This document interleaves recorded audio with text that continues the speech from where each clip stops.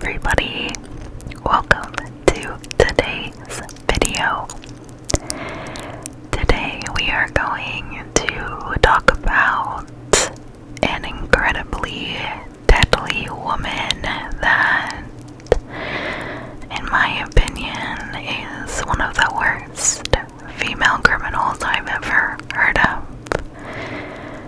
It's always interesting to me to talk about female murderers because it seems like men often are the focus, and the majority of serial killers are men, but I'm always fascinated by women and how they show up in the world of true crime. So today we are going to talk about Stacey Castor, who would not only be a murderer, but frame members of her family.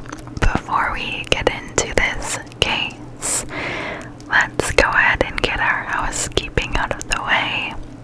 First request, in the comments section down below, you will find a pinned comment from me that will have 3 cases that I am interested in covering. Please take a look at that list and vote down below with the one that sounds the most interesting to you.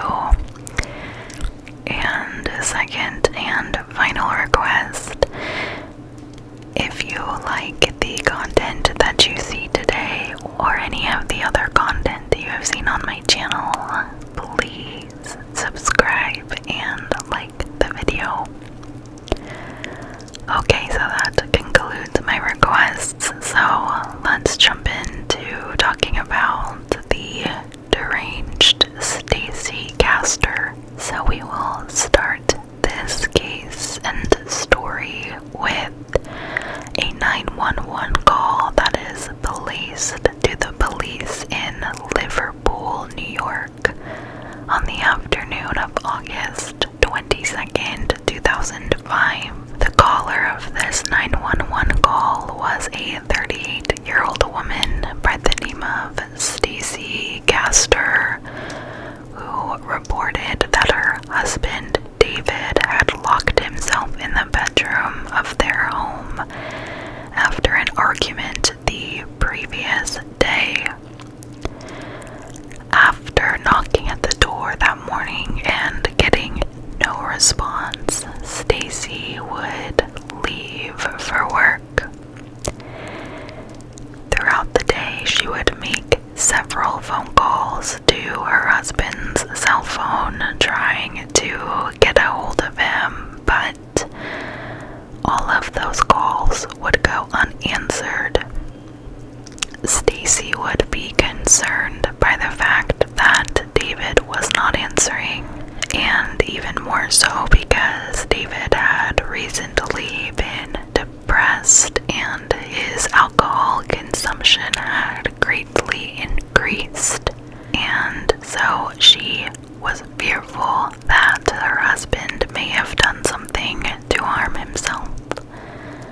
Or that's at least how the story goes.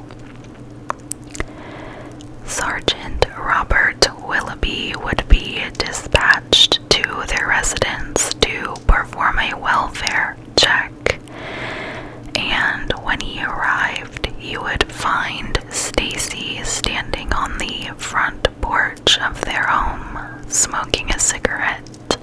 They entered the home together, and Sergeant Willoughby then tried calling out to David to get his attention, but he would get no response, and so he decided to force open the door that David was behind. And what waited inside behind that door was their worst nightmare. Stacey's husband lay sprawled, naked, and across the bed. He was not breathing, and Sergeant Willoughby quickly radioed for paramedics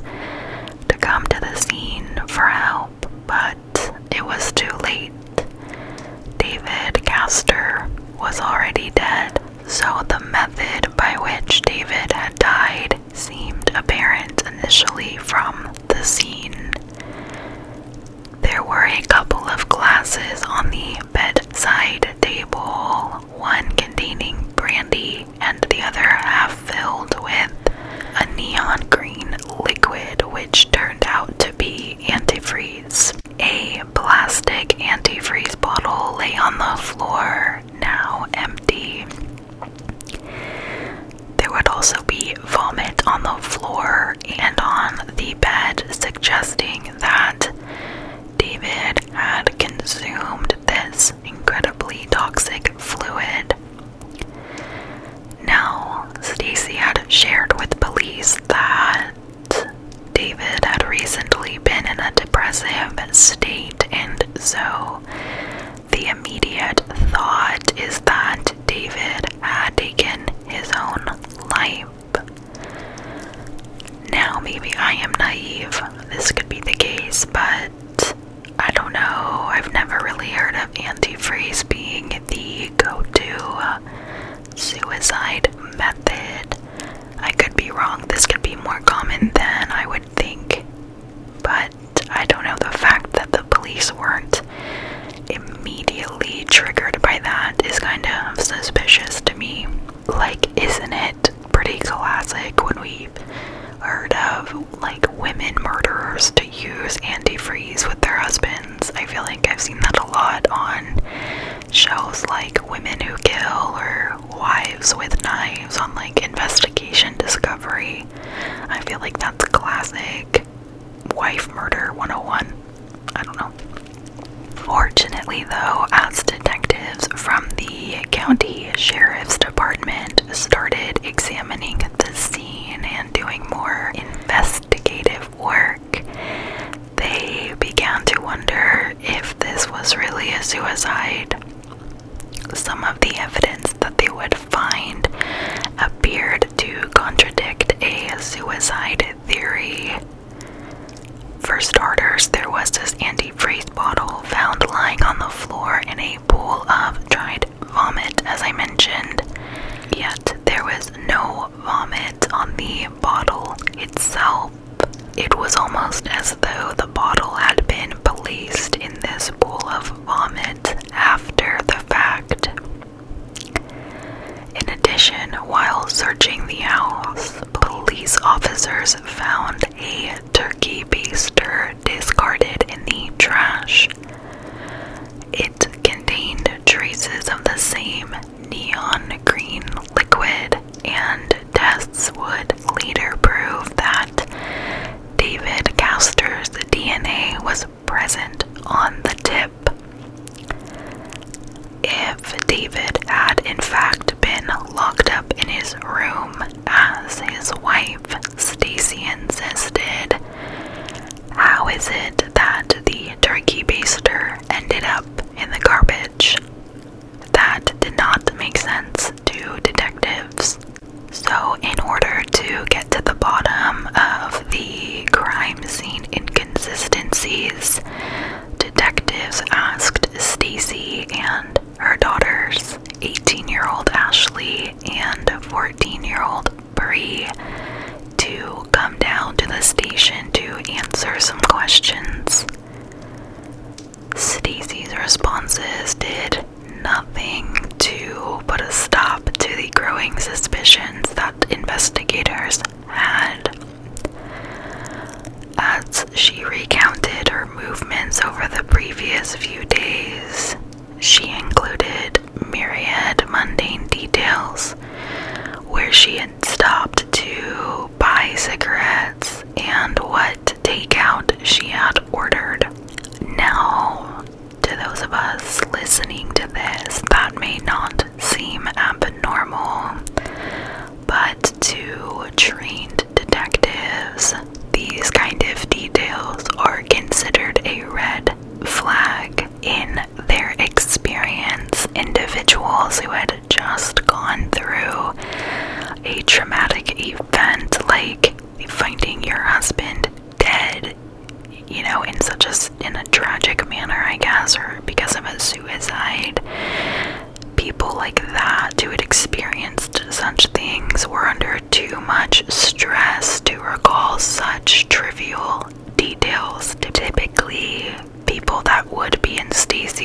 opposition would be just overwhelmed by their grief, and their attention was usually turned inward, and so the fact that she shared such basic details was alarming. Stacey would also propose a motive for David's suicide that did not sit quite right with detectives. She claimed that he had been depressed since the death of his father a couple of months earlier, and she said that over the last few days leading up to his death, the two of them had clashed several times over David's plans for a second honeymoon. Stacey shared that she did not want to go on this second honeymoon trip, and that had apparently really upset David. But detectives ask and question, would he be upset enough over a second honeymoon to resort to suicide? Because the police had already done some digging into David's life. They learned that he was a successful businessman and had no history of psychiatric problems, so the claim that he committed suicide just did not add up to them. Investigators would continue to ponder these questions and try to do additional research as they awaited the results of the autopsy that was done. The autopsy results would reveal that David had died of ethylene glycol poisoning as a result of consuming antifreeze. The report, however, also suggested that the poison might have been self-administered, but detectives were not satisfied with this. So detectives would bring Stacey in for another round of questioning, and this time they just ask her straight up whether or not she had poisoned her husband. Her immediate response was an emphatic no, of course that she didn't kill her husband. She would go on to offer an explanation as to where David may have gotten the idea to use antifreeze, and she tells detectives that they had recently watched a true crime program about a woman by the name of Lynn Turner from Georgia who had murdered both her husband and lover using antifreeze. Now, one thing struck detectives as unusual about this interview. Throughout the conversation, Stacey kept referring to anti-free rather than anti-freeze. Now, this seemingly trivial detail would end up later proving significant, and we will get into that, but for now, however, the police had nothing to back up their suspicions of Stacey's involvement, so Stacey was free to go, although she would remain the prime suspect in her husband's death. 2 years would go by, and nothing the police would uncover would discourage them from that notion. During that period of time, they continue to focus on Stacey and who she really was. They learned that David was not Stacey's first husband, but not only was he not her first husband, but he was not the first to die under suspicious circumstances. Stacey had previously been married to a man named Michael Wallace, who was her high school sweetheart, who she married in 1985 when she was 17 years old. The couple had 2 children, Ashley and Bree, but gradually began drifting apart due to their conflicting work schedules. Stacey was employed at the time as an ambulance dispatcher while Michael worked the night shift as a mechanic. Michael was also very close to their younger daughter, Bree, which was something that Stacey apparently really resented. And it was speculated and rumored that at this time that both she and Michael were having extramarital affairs. Then in 1999, Michael developed a mystery ailment that left him unsteady on his feet and afflicted with flu-like symptoms. He also appeared bloated and was in such obvious discomfort that his family encouraged him to go see a doctor. And Michael assured them that he would do so after the holiday season, but he never got the chance. In early 2000, Michael died with his death ruled a heart attack. Wallace's family then requested an autopsy, but Stacey refused, saying that she had concurred with the doctor's diagnosis and saw no reason to prolong the grief of her children. Instead, she would cash in a $55,000 insurance policy and then arrange for Michael to be buried. David was also in the ground, occupying a plot right next to Michael Wallace. The twice widowed Stacey did not bother herself with visiting either gravesite. By September of 2007, Stacey was still a free woman, living her life, going out and about, without a care in the world. But the sheriff's department was still convinced that she had murdered David, and in that time period, they had also determined that she likely was the murderer of Michael as well, so now they believe her to be a double murderer.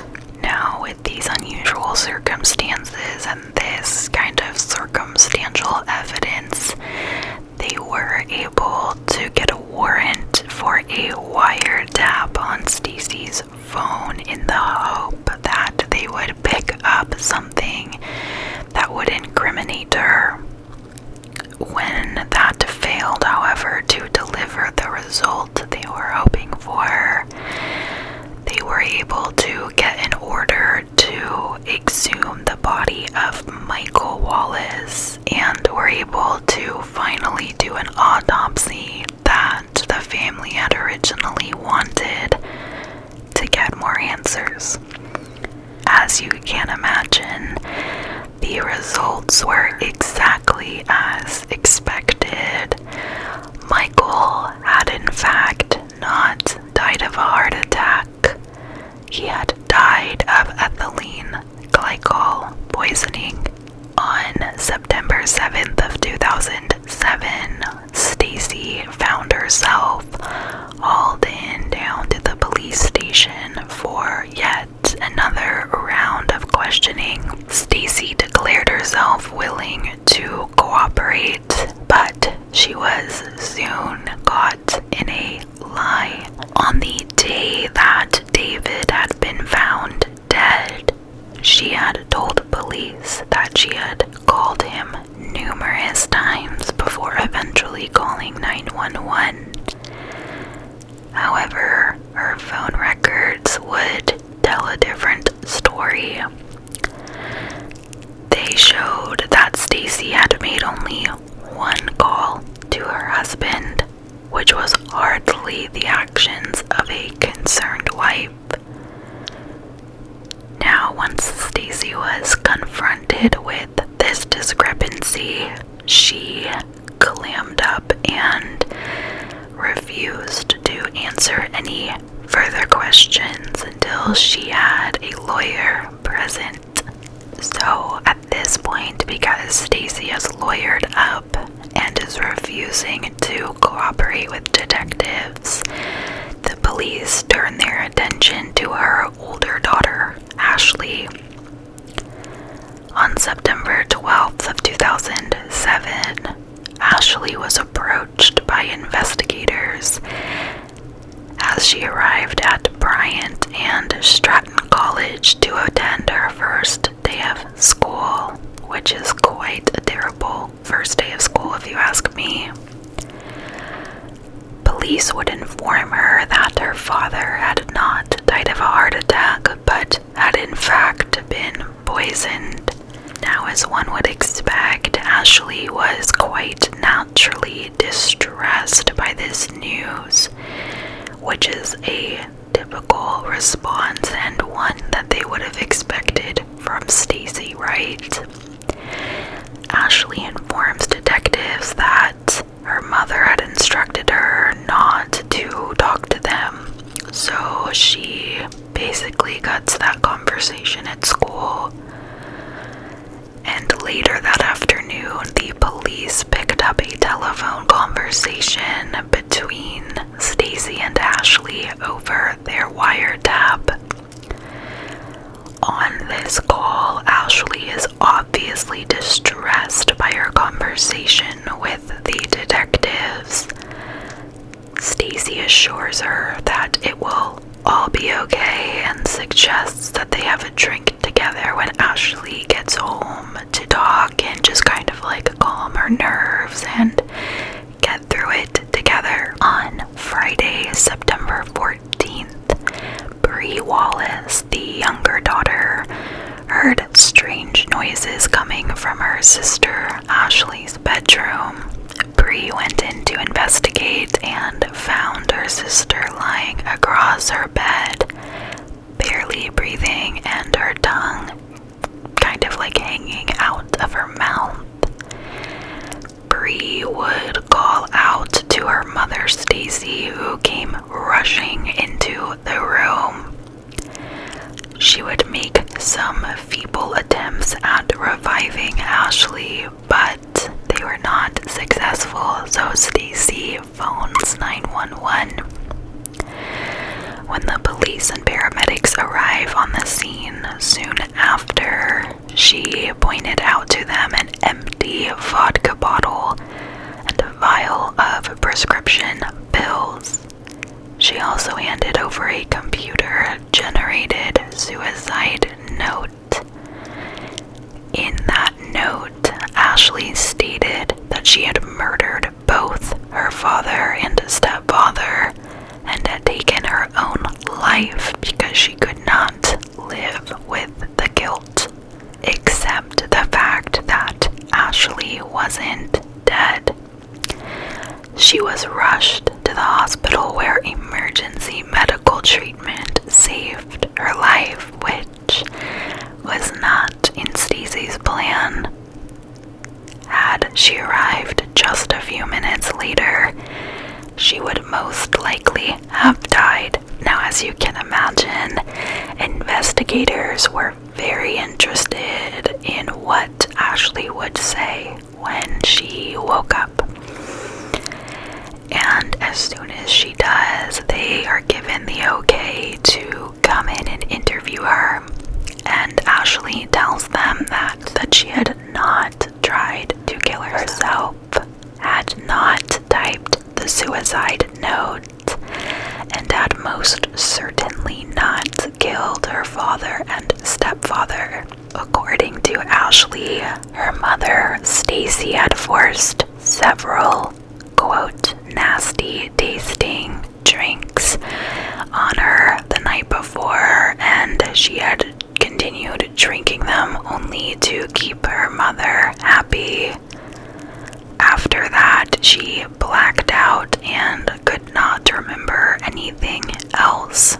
As warped and bizarre as this seems, it really appeared that Stacey had tried to murder her own daughter in an attempt to frame her for the 2 murders of which she herself was suspected of.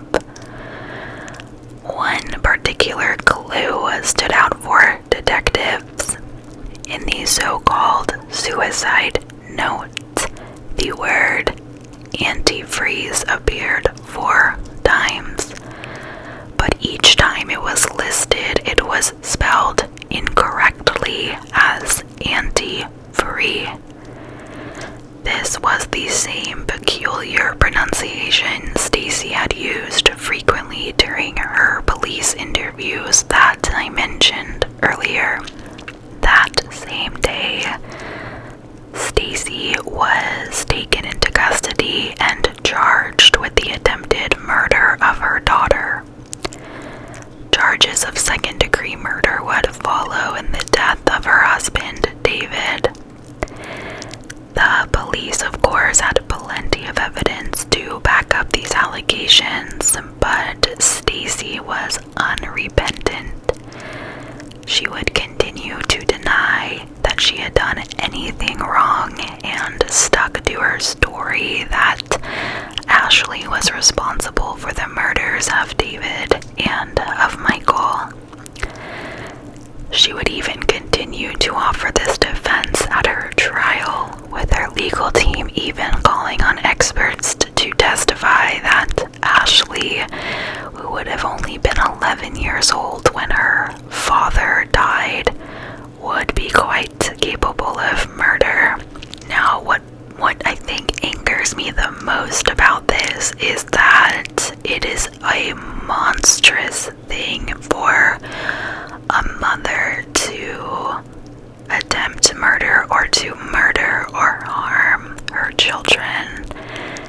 Like, that makes me so angry.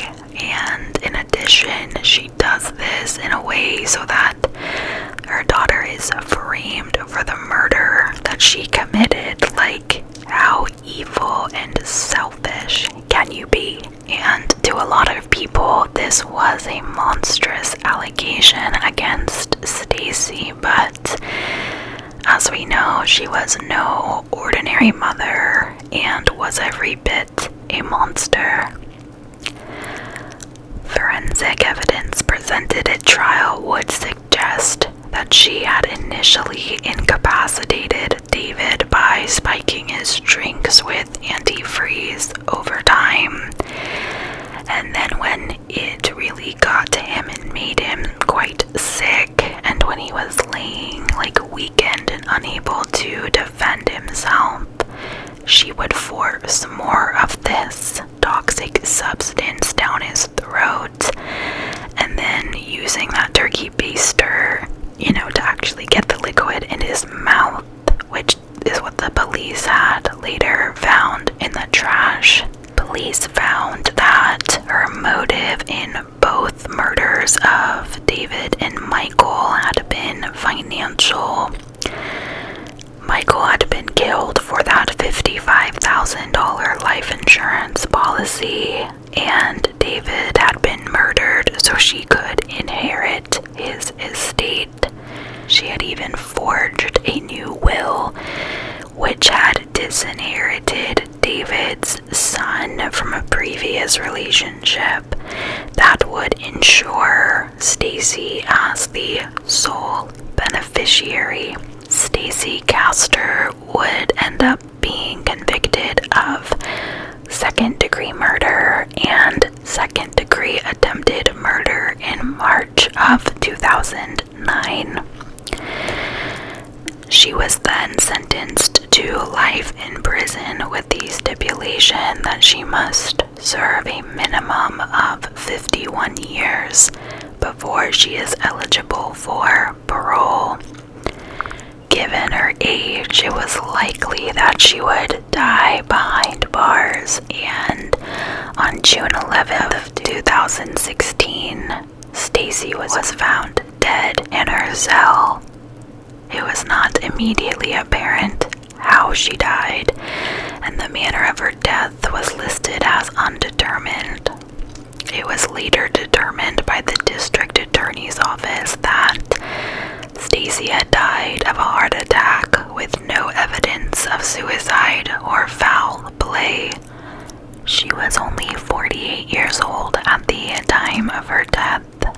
Ashley was quoted saying, "Even though I hate her, I love her at the same time."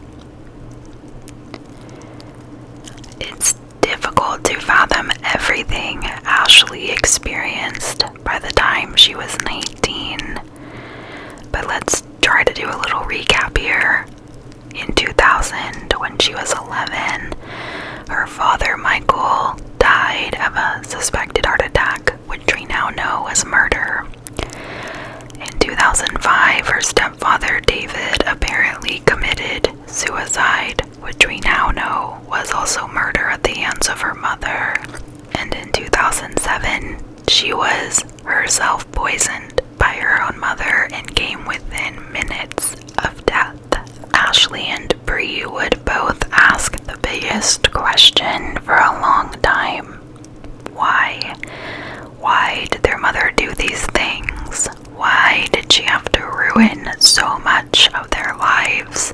Ashley shared feeling angry that their mother and father would never be able to see her little sister graduate, or their father would never be able to walk them down the aisle one day. Neither of them would ever get to see their grandchildren in the future. All of these things that Stacey took away from them. And Ashley shares that before all of this happened, they were incredibly close with their mother, especially Ashley being older. She looked at Stacey not just as a mother, but as her best friend. In the courtroom, Ashley said, quote, "I don't understand how you can say you love someone and in the next breath try to kill them. As horrible as it makes me feel, this is goodbye, Mom. As hard as you tried, I survived. And I will survive because now I am survived by people who love me." End quote. And she said this to her mother as her mother looked on in the courtroom. That day in court would be the last day that Stacey would ever see her daughters again. That concludes the case of our Black Widow, Stacey Castor. Please let me know your thoughts on this one. This one just makes me mad, you guys. You know, I've said this before and I'll say it again. There is never a good reason to go out and murder somebody, and her murdering both of her husbands is absolutely tragic and awful. But killing your own child is on such a different, monstrous level that I cannot even come close to understanding. Let me know your thoughts down below, and please also don't forget to vote by the pinned comment down below what cases you would like to hear next. Thank you, and until next time.